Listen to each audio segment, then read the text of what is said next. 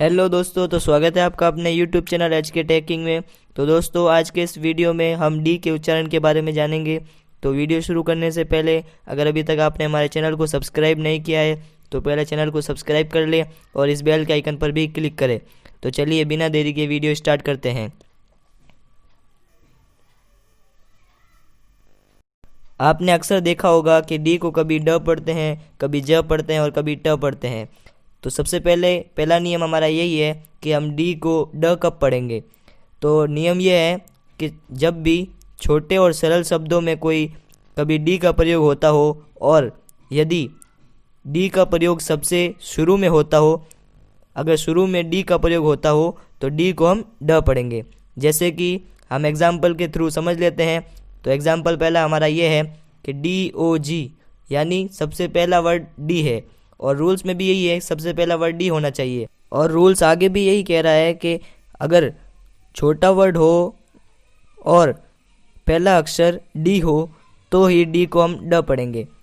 तो एग्जाम्पल के थ्रू हम समझ रहे हैं कि डी शुरू में आ रहा है, इसलिए डी को हम ड पढ़ेंगे और ओ को हम ओ पढ़ेंगे। तो डी और ओ हो जाएगा डो और फिर जी को हम ग पढ़ेंगे। तो इस तरह से ये वर्ड हो जाएगा डॉग। अगला वर्ड है हमारा MAD यानी एम को हम म पढ़ेंगे और आखिर में हमारा वर्ड आ रहा है डी, और ये इसलिए हम डी को हम ड पढ़ेंगे क्योंकि ये छोटा और सरल शब्द है। ठीक है, तो हम डी को हम ड पढ़ेंगे। तो एम को म और ए को ए, तो मैं, और फिर डी को ड, तो मैड हो जाएगा। अगला वर्ड है DOT, इसमें शुरू में आ रहा है डी, इसलिए हम इसको डी को ड पढ़ेंगे। तो DOT यानी डॉट। अगला वर्ड है ROD यानी ROD rod, DOD dot ROD rod. अगला वर्ड है DAY यानी डी को हम ड पढ़ेंगे क्योंकि शुरू वाला वर्ड है और AY को ए पढ़ेंगे। तो इस तरह से ये वर्ड हो जाएगा डे। इससे अगला वर्ड है KID, इसमें आखिर में डी आ रहा है और ये छोटा वर्ड है। आखिर में आने की वजह से ये नहीं हो रहा है। ये क्यों हो रहा है? क्योंकि ये छोटा और सरल शब्द है, इसीलिए हम इसको डी को ड पढ़ेंगे। तो इस तरह से ये वर्ड हो जाएगा कि KID यानी किड। इससे अगला वर्ड है DRIVER यानी डी को फिर से ड पढ़ेंगे, RIVER को रिवर पढ़ेंगे, तो ड्राइवर हो जाएगा।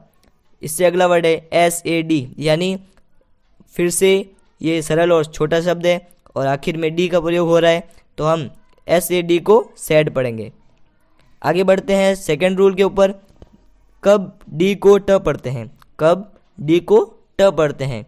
आपने अक्सर देखा होगा कि कुछ लोग इसका गलत उच्चारण करते हैं, जो कि मैं बता देता हूँ क्या करते हैं लोग उच्चारण। मैं आपको एग्जाम्पल पहले देता हूँ, फिर बाद में नियम बताऊँगा।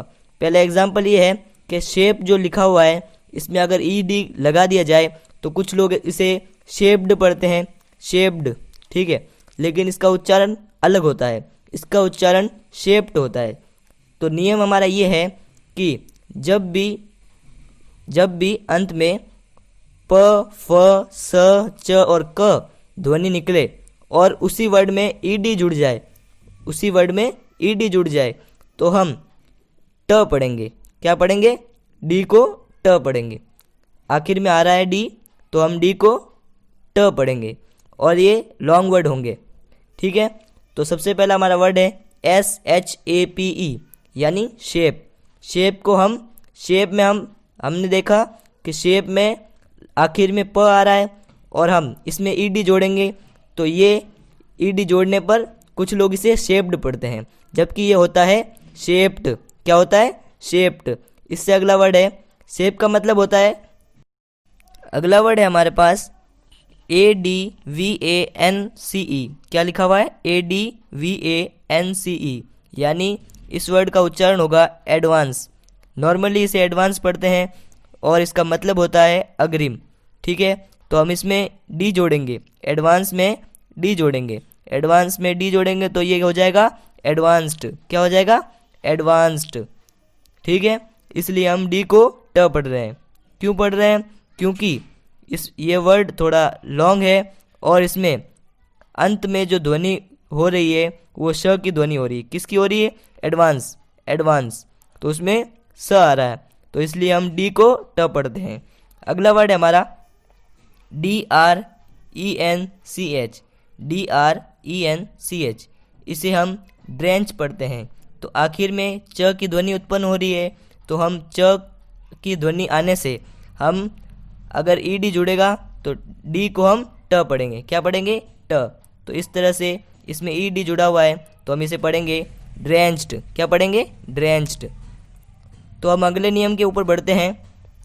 अगला नियम हमारा ये है कि डी को हम ज कब पढ़ते हैं? जी हाँ, डी को हम ज कब पढ़ते हैं? अगर डी के बाद में यू आर ई, डी के बाद में यू आर ई या फिर आई ई आर या ई यू आर या यू ए टी ई या फिर यू ए एल, ये सभी शब्द आए, इनका एक कॉम्बिनेशन है, ये हमेशा आखिर में आते हैं। ज़रूरी नहीं ये आखिर में आए, लेकिन ये अक्सर आखिर में आते हैं, इसीलिए हम इन्हें इनके आने पर डी को हम ज पढ़ते हैं। क्या पढ़ते हैं? डी को ज पढ़ते हैं। इसके उदाहरण हम देख लेते हैं। सबसे पहले लिखा हुआ है यहाँ पर PROCEDURE, यानी प्रोसीजर। इसे हम प्रोसीजर पढ़ेंगे। क्यों पढ़ेंगे? क्योंकि डी के बाद में URE का प्रयोग हो रहा है, डी के बाद में URE का प्रयोग हो रहा है, इसीलिए हम डी को ज पढ़ रहे हैं। ठीक है, इसका मतलब होता है प्रक्रिया। प्रोसीजर का मतलब होता है प्रक्रिया। अगला वर्ड है हमारे पास PERDURE, इसमें वापस URE का इस्तेमाल हो रहा है, यानी डी के बाद में URE का इस्तेमाल हो रहा है, तो हम डी को ज पढ़ेंगे। ये वर्ड हो जाएगा पर्जर। क्या हो जाएगा? पर्जर। इसे हम फ्रेंच कहते हैं। क्या कहते हैं हम इसे? इसका मतलब होता है फ्रेंच। तो अगला वर्ड है हमारे पास SOLDIER।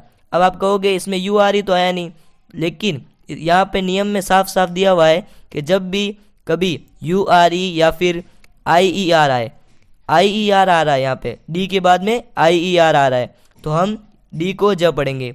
तो इस तरह से ये हो जाएगा सोल्जर। इसका मतलब होता है फौजी या सैनिक। तो अगर आपको वीडियो अच्छा लग रहा है तो वीडियो को फटाफट से लाइक कीजिए और अपने दोस्तों के साथ शेयर कीजिए। तो मिलते हैं अगली वीडियो में।